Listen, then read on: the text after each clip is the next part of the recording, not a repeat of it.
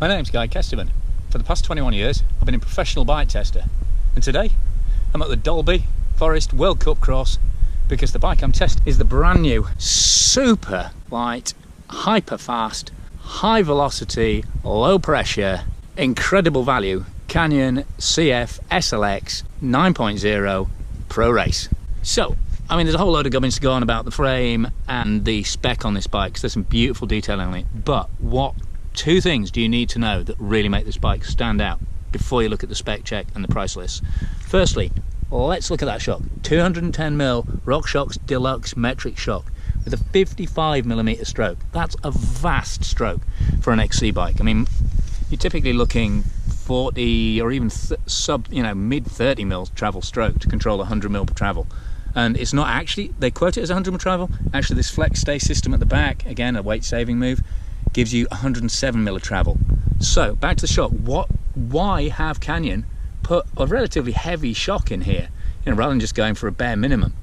Because by having a large shock, not only do they produce a really flat vector for this carbon composite linkage to work through, so there's minimal movement in the bushings, there's minimum drag, there's very little getting away, the suspension moving really sensitively, but also it starts off at a 2.7 to 1 compression ratio, so very sensitive start stroke. It then ramps up, it then changes pretty quickly to around a 2 to 1 ratio, again very low, but just enough to give a really stable platform around that sag point for smashing the speed through the pedals, for boosting around corners, just a really tight, super efficient feel.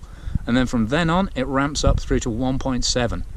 So you've got a really nice bottom out on the shock. Even when I've blown it all the way through on the fun indicator, it has never felt out of control. And I've ridden this everywhere from, obviously, the World Cup course today, but also on all my local trails, comm hunting, and that's been a very successful enterprise, to a Dusk Till Dawn epic where we hit up 75k of really gnarly moorland trails in the middle of the night on the summer solstice from 10 AM till 4 AM in 4.5 hours ride time, because we had some pie time, but a proper midnight epic, and it got thrown off some big drops that came out of nowhere. I mean, we're talking meter high drops, and it never flinched, just took it totally in its stride. And yet in a race situation, when you are putting power through these super stiff new Dub SRAM XX1 cranks, this machine is absolutely so efficient. You never have to think about when you're going to apply the power. There's no need for a inertia valve on the back. You've not got to wait for kickback if it's a really high anti-squat system. It's and there's no wallow. There's no sense the suspension is sucking your energy away. Even when you're not using the remote lockout, which slaves the front and rear shocks, it just feels super tight, super efficient. And the reason for that is this pivot point here. Okay, I mean, that's a cute detail. 4.8 gram chain catcher there. Again, super useful when you're really throwing this bike around on radical terrain.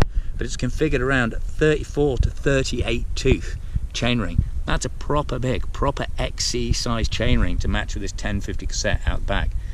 You don't want an XC bike to have its anti-squat rotating around a 32 or a 30, because if you're an XC racer, you want big leverage here. You want a big gear. You're never going to use that 50 unless you're absolutely beat. So that gives a much more usable ratio, and it makes it super efficient in those ratios. Single ring specific, so it's a much stiffer frame than the old Lux. You've got this super deep chainstays here, 8 gram chainstay protector. You've got a flat mount, which is a road bike disc brake style mount. There's just so much practical detailing. This linkage alone saves a massive amount, which of course had the shock down here. A bit of an ugly design, to be honest, the old Lux. This carbon reinforced composite linkage here saves masses of weight, and it produces this really inline vector on the shock like we've talked about before. Also just about gives room for this 800ml bottle in this special side loading cage here. 800ml there, so plenty of fluids, and standard spec on nearly all the Luxes comes an internally routed dropper.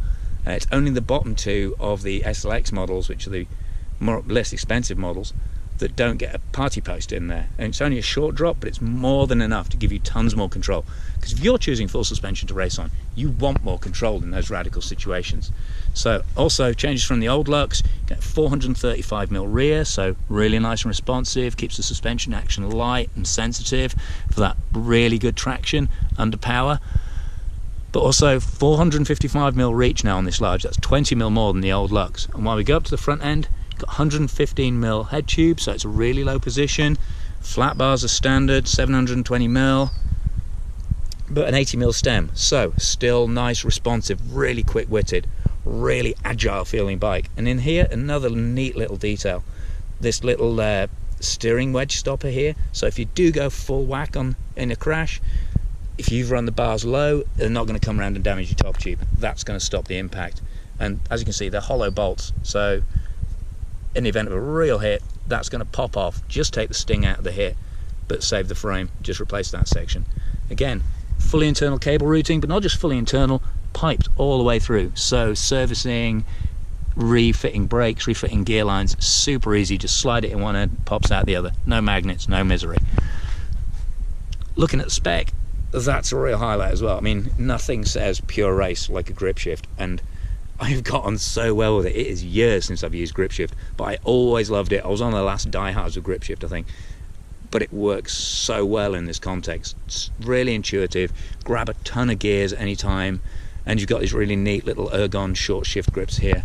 You've got SRAM ultimate carbon brakes with the ultimate carbon lever, 720mm bar to match the 80mm stem, flat bar, like I say, to go with the 115mm head tube. That RockShox World Cup carbon, they have not skimped on the fork here. That is as high as you go up the lightweight, high-tech RockShox ladder when it comes to XC race speed. And you've got little cutouts on the bottom there to save even more, a few grams. Wheels are these Reynolds 29XC black labels with Industry 9 hubs, so reasonably stiff wheel on the front, but super light. And then on the back, you've got this very noisy but ultra quick engagement, 3-degree engagement on that. So a zero lag between you pressing on the pedals and this bike just leaping forward. And that makes such a difference when you're on the attack. Just makes shifts smoother, makes the whole ride experience smoother. When you're hunting people down, which is what this bike loves to do, that is a key element of it. Really good smart piece of specking there. On the top end bikes, which come with XTR rather than this XX1 and Fox equipment, you get DT Swiss Spline 1200 wheel sets, which even lighter, even wider, and a stunning wheel set. Tyre spec is pure race. You've got Maxxis Icon, rear and front. On the SL bikes, which get 110mm fork, you get the Ardent race tyre for a little bit more grip. So while the reach is pretty progressive, 455 for this large, angles are still very, very aggressive, very XC racer. 70-degree head angle on the SLX bike, 69.5 on the SLs, just because that's slightly longer fork. 74.5 seat tube on the SLX, 74 on the SL, again because of that fork offset. So this is not a bike that's going to nursemaid you down steep rocky descents. That's all in your court, that stability, that high speed stability. But what it does give you is absolutely impeccable manners on switchback climbs when you have to nail that front wheel through a gap to sustain that speed. This is a race machine. This is not a 100mm bike pretending to be a trail machine. It is race light, the suspension is race focus. This is an out-and-out racer, and I have absolutely loved just pinning this flat out through everything. Rock gardens, single track climbs. I mean, this thing is an absolute assassinator. Whether you're on Strava or on just group rides with your mates, this is the unfair advantage. It's just loads of little elements that add up. I mean, I don't want to use the phrase marginal gains because it leaves me a bit short on breath. I feel like I need an inhaler if I say that. But seriously, this bike is just such a well thought out, well put together package. Like I say, it's been 5 years since the last Lux came out, and they have used that time very, very wisely. I mean, this machine is just an absolutely stunning, race focused, hyper fast, super light. I mean, 10 kilos for the complete bike, 10.2 for this large, so that's well in the ballpark for this category of bike. That's absolutely on point with all the other bikes you'd expect. But with that extra shock control, nice, progressive reach, super sharp angles, that totally assorted suspension that just gives you so much speed in every situation. And it's 1662 grams without the shock for a medium SLX frame. It's 1852 for the SL bike. It's a slightly heavier composite they're using in the layout. Totally detailed design.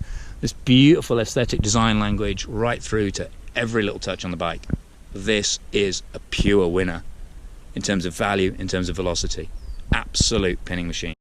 And flipping it over to the back end, not only can you see it's got the brand new SRAM dub crank there with a little preload adjuster, way stiffer than the previous SRAM XX1 crank. Massive chainstay yoke there for stiffness. Really neat carbon composite linkage there with a tiny little rocker. Saves a ton of weight over the old Lux setup, as well as giving space for those bottles. Flex stay there, which is where all the flex that gives it that 107mm rear travel comes from. And flat mount brakes. I mean, that's a road brake disc standard, but bolts on underneath and saves you about 30 saves you 38 grams over a standard post mount brake setup, and every gram counts.